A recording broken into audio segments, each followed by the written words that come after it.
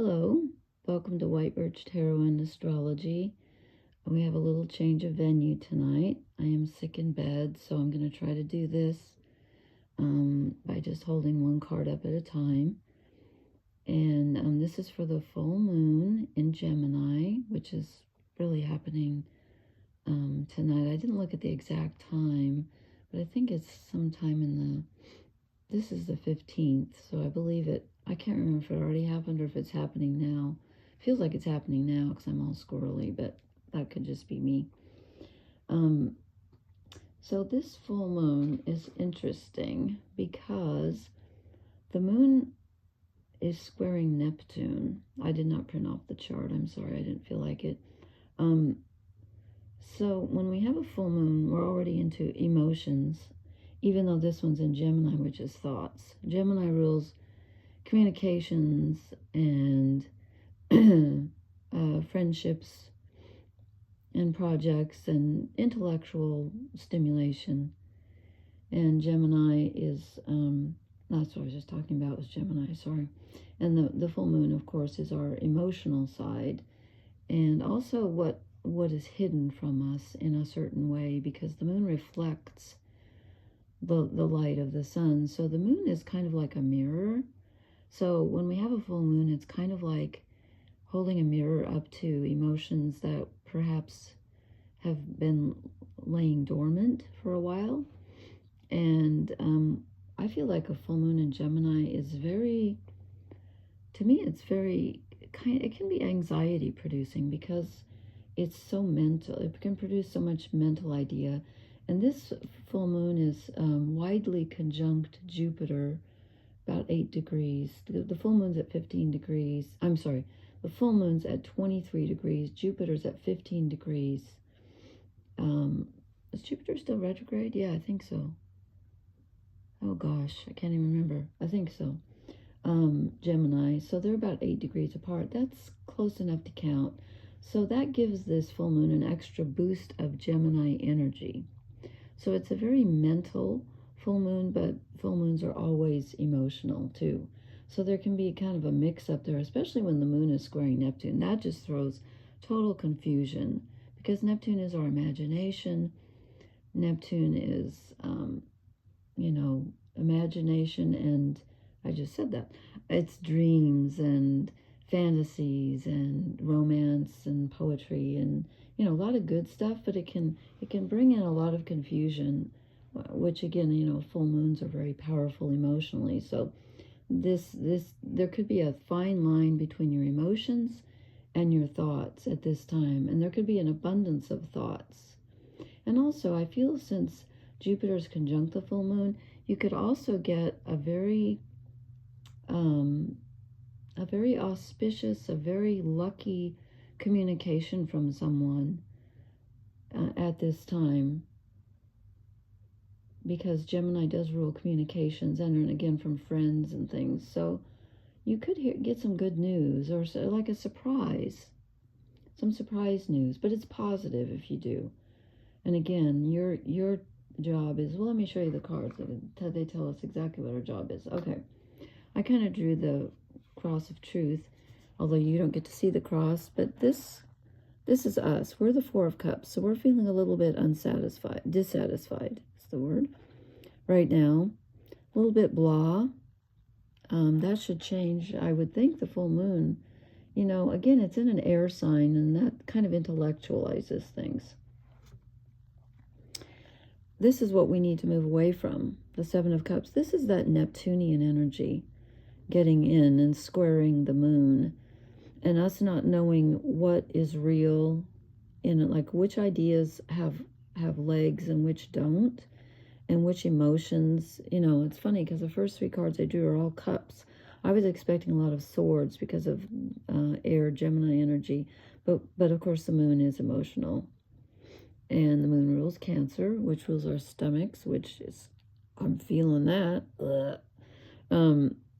So we need to move away from fantasy thinking and try to get away from, try to separate emotions and thoughts. Normally I would say, always include your emotions when you're thinking, But when we have a full moon, that can get a little intense and you can get a little confused. So if you get an abundance of ideas at this time, which I wouldn't be surprised because of the Gemini energy and Jupiter in on it, just make sure that you don't go overboard with your fantasy thinking. And this gets corroborated pretty soon. This is what we need to move toward, the Three of Cups. Now that's generally people helping each other. In this deck, this is the Liz Green Mythic Tarot deck, which it's out of print. I don't know if you can even get it anymore. Mine was very expensive. I love Liz Green. In this deck, it's more about an initial stage of completion. You've gotten to stage 1, step 1, even though it doesn't feel like it. There's our full moon, even though it's got a crescent on it. I knew the full moon would come up somewhere. Ow, this is hurting my shoulder. Okay. Then I asked, it's our challenge. It's also the foundation of this. And I drew the Two of Pentacles, which is choosing on an earthly level which road we're going to follow. Which tool do we want to use? It's a choice. And Gemini is about choosing because it's a dualistic sign. It's the twins, okay? So this is about, maybe not sure which direction to go in. That's our challenge. Which one of our thoughts has momentum? Which will roll? Which one do we roll with? And then I thought I was done pulling that challenge card, and this one was sitting right next to it, had fallen out of the deck. So here's the Knight of Pentacles, again, asking us to make sure that whatever we choose is grounded and that it will work. And remember, we got him when I posted a couple nights ago. We got the Knight of Pentacles. So this is our challenge, is to make sure that whatever we choose is solid, because with the full moon being so emotional and Gemini being so filled with ideas, and then it being conjunct Jupiter, we could get swept away by ideas and emotions. And then I said, what blesses us at this time? The King of Swords. Okay, here's some mental energy. This is, I think this is Jupiter conjuncting the full moon in Gemini, giving us some grand ideas, which again is a really good thing, but you got to make sure that they're stable. But there's a lot of mental energy out there and a lot of good ideas, and I wouldn't be surprised with this conjunct Jupiter if you do get a surprise communication that could be very positive. Jupiter expands everything that he touches. And then I realized I wasn't going to be able to shuffle while I'm holding this up, so I drew one oracle card. And it's interesting because we get the Observer, and this is telling us to have a certain detachment, to step back, don't get tangled up in emotions or thoughts. Take a step back and try to be objective about whatever it is you're thinking about, doing or desiring or whatever. And we've still got Venus opposite Mars. So our relationship and love energy is kind of opposite our physical desires. And there's a little bit of a opposition there. But we have Mercury, who rules Gemini, where the full moon is tonight, and Jupiter. We have Mercury in good aspect to both Venus and Mars. So that helps our thought process. But again, Venus and Mars are opposite each other, so there's a little bit of a tug of war between what we want on a relationship and an emotional level and what we think is right to do. Where do I put my energy? Where does my heart want to go? And then Venus is in Aquarius saying, yeah, but what's good for the, not just you want to save everyone. Mars wants to save everyone. But what in Aquarius, what makes sense for the overall good and our future? So this is telling us to be detached, which Aquarius can be very detached. I'm not saying they're not caring, but they can be, they can be very objective. So it's asking us to be objective at this time.